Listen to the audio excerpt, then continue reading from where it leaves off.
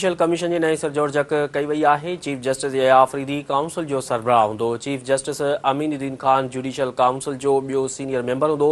Justice Munib Akhtar, justice Hasan Rizvi, justice Jamal Mandokhail judicial council जा member हूंदा। Chief justice या आफरीदी ऐं चीफ जस्टिस वफ़ाक़ी आइनी अदालत जुडिशियल काउंसिल जी जोड़जक कई। अहम ख़बर आहे जेका अव्हां सां शेयर करे रहिया आहियूं त जुडिशियल कमीशन जे नए सरजोरजक कई वई आहे।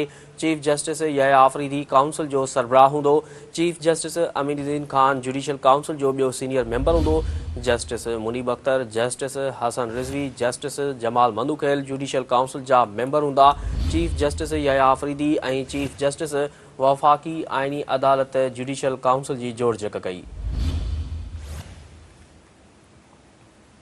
अहम ख़बर खां वाक़े आगाह करे रहिया आहियूं त जुडिशियल कमीशन जे नए सरजोरजक कई वई आहे। चीफ जस्टिस या आफरीदी काउंसिल जो सरबराह हूंदो। Chief justice Aminuddin Khan judicial council जो ॿियो सीनियर मेंबर हूंदो।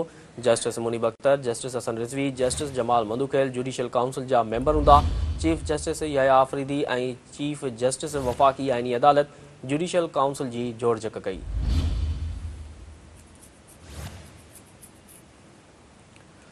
अव्हां खे आगाह करे रहिया आहियूं अहम ख़बर जे हवाले सां त जुडिशियल कमीशन जे नए सरजोरजक कई वई आहे। चीफ जस्टिस या आफरीदी काउंसिल जो सरबराह हूंदो।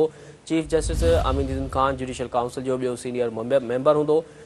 Justice Munib Akhtar, justice Hasan Rizvi, justice Jamal Mandokhail judicial council जा मेंबर हूंदा।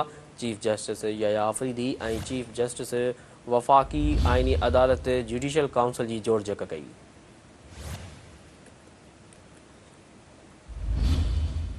अहम ख़बर खां वाक़े आगाह करे रहिया आहियूं त जुडिशियल कमीशन जी नए सरजोरजक कई वई आहे।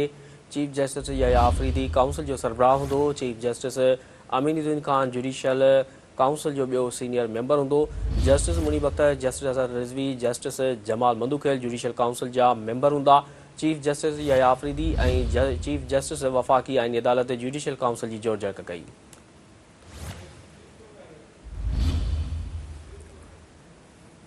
अहम ख़बर खां वाक़े आगाह करे रहिया आहियूं त जुडिशियल कमीशन जे नए सरजोरजक कई वई आहे। चीफ जस्टिस या आफरीदी काउंसिल जो सरबराह हूंदो। Chief justice Aminuddin Khan judicial council जो ॿियो सीनियर मेंबर हूंदो। Justice Munib Akhtar, justice Hasan Rizvi, justice Jamal Mandokhail judicial council जा मेंबर हूंदा। चीफ जस्टिस या आफरीदी ऐं चीफ जस्टिस वफ़ाक़ी आइनी अदालत जुडिशियल काउंसिल जी जोड़जक कई। अव्हां खे आगाह करे रहिया आहियूं अहम ख़बर जे हवाले सां त जुडिशियल कमीशन जी नए सरजोरजक कई वई आहे। चीफ जस्टिस या आफरीदी काउंसिल जो सरबराह हूंदो। Chief justice Aminuddin Khan judicial council जो ॿियो सीनियर मेंबर हूंदो। Justice Munib Akhtar, justice Hasan Rizvi, justice Jamal Mandokhail judicial council जा मेंबर हूंदा। चीफ जस्टिस या आफरीदी ऐं चीफ जस्टिस वफ़ाक़ी आइनी अदालत जुडिशियल काउंसिल जी जोड़जक कई।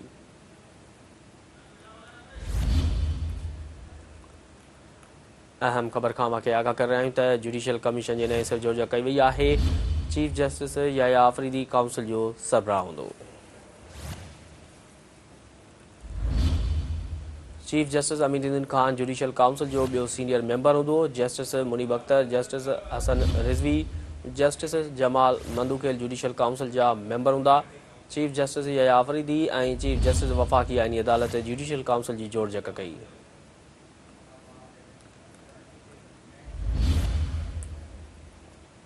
अहम ख़बर खां वाक़े आगाह करे रहिया आहियूं त जुडिशियल कमीशन जी नई सरजोरजक कई वई आहे।